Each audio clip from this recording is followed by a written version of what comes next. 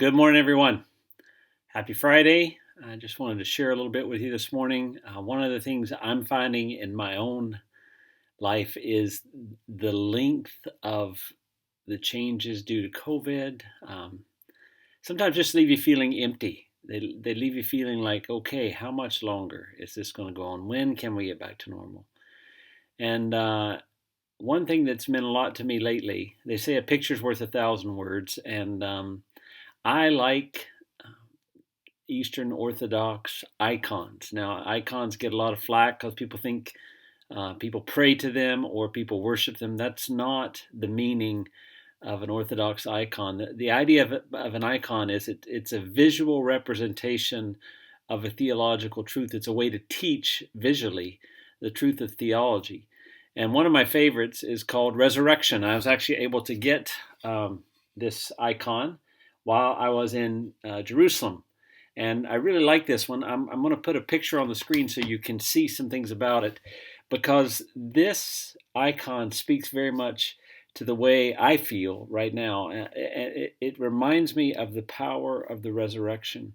As you look at the icon, one of the things you're going to see is Jesus standing on these two golden kind of doors. He's knocked down the gates of hell, the gates of death. He's standing on them. He's overcome. If you look beneath, you see bones, you see keys to the doors, and you also see Satan bound. Like that's what we read in Hebrews 2:14, so that by his, Jesus' death, he might destroy him who holds the power of death, that is, the devil, and free those who all their lives were held in slavery by their fear of death.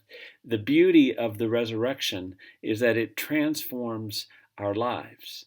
And that's one of the things I need to hear right now. It's one of the things I need to see in this picture and be reminded that despite the feelings I have, the sense of sometimes almost hopelessness or helplessness, that the resurrection speaks into that and reminds me that Jesus has overcome. My favorite thing about this picture is the two people in coffins that are coming up. They represent Adam and Eve, and if you notice in the picture, they're being held. Jesus has grabbed them by the wrist. It's not that they've reached out to him and he's grabbed them by the hand. Jesus has grabbed them by the wrist, which just symbolizes the fact that he is doing it all. He's the one raising them from the dead. He's the one that takes dead places and brings life into them. And a friend of mine, Wes, passed on a news story he saw this week that just speaks powerfully to the power of resurrection in a dark and hopeless place. I just want to play that for you now. It all went down on this block in Benton Harbor, Michigan. Back in '05, Jamel McGee says he was minding his own business when a police officer accused him of and arrested him for dealing drugs. You saying the officer made it up? Yeah, it was all made up. Of course, a lot of accused men make that claim, but not many arresting officers agree. So you phonied the report? I did. I falsified the report. This is former Benton Harbor police officer Andrew Collins. Were you just trying to chalk up an arrest? Basically, the start of that day, I was gonna make sure I had another drug arrest. And in the end, you put an innocent guy in jail? Correct. Yeah. You lost everything. I lost everything. My only goal was to seek him when I got home and to hurt him. Really? That was my goal. Eventually, that crooked cop was caught, served 1.5 years for falsifying many police reports, planting drugs, and stealing. Of course, Jamel was exonerated, but he still spent 4 years in prison for a crime he didn't commit. Today, both men are back here in Benton Harbor, which is a small town. Maybe a little too small. Hey guys, thank you. Last year, by sheer coincidence, they both ended up at Mosaic, a faith-based employment agency where they now work side by side in the same cafe. Oh, excuse me. And it was in these cramped quarters that the bad cop and the wrongfully accused had no choice but to have it out. And I said, honestly, I have no explanation. All I can do is say I'm sorry. And Jamel says that was all it took. That was pretty much what I needed to hear.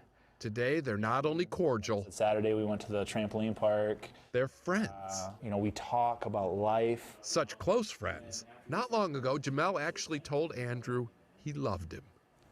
And I just started weeping because he doesn't owe me that. I don't deserve that, Did you forgive for his sake or for yours? No, for our sake. Not just us, for our sake. Jamel went on to tell me about his Christian faith and his hope for a kinder mankind. He wants to be an example. So now he and Andrew give speeches together about the importance of forgiveness and redemption. Grab this, we'll set it over there. And clearly, if these two guys from the coffee shop can set aside their bitter grounds, what's our excuse? Steve Hartman, on the road in Benton Harbor, Michigan. I love that story because it speaks powerfully to the fact that the gospel, the power of the resurrection, can bring life to places where you wouldn't imagine it. This forgiveness, this reconciliation that comes, the point where the guy says that he did it, he wanted that reconciliation not for just the two of them, but for all of us. The fact that the world needs this visual of the resurrection, the one we see in the icon, especially in times like this when we feel like there's little hope and there's struggle and there's pain. So whatever the dark situation of your life, whatever the area where you feel the most hopeless, this image of the resurrection reminds us that Jesus has come to transform, to bring life to dead places. Just like he said in the synagogue in Nazareth when he was quoting Isaiah 61, 2 and 3, to comfort all who are mourned. That was his mission. And provide for those who grieve in Zion, to bestow on them a crown of beauty instead of ashes, the oil of joy instead of mourning, and a garment of praise instead of a spirit of despair.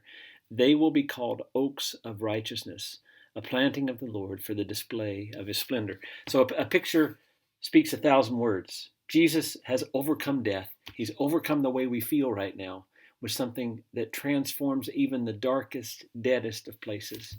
And that's what I hope we can live in this week. God bless. Love you guys. See some of you Sunday. Bye-bye.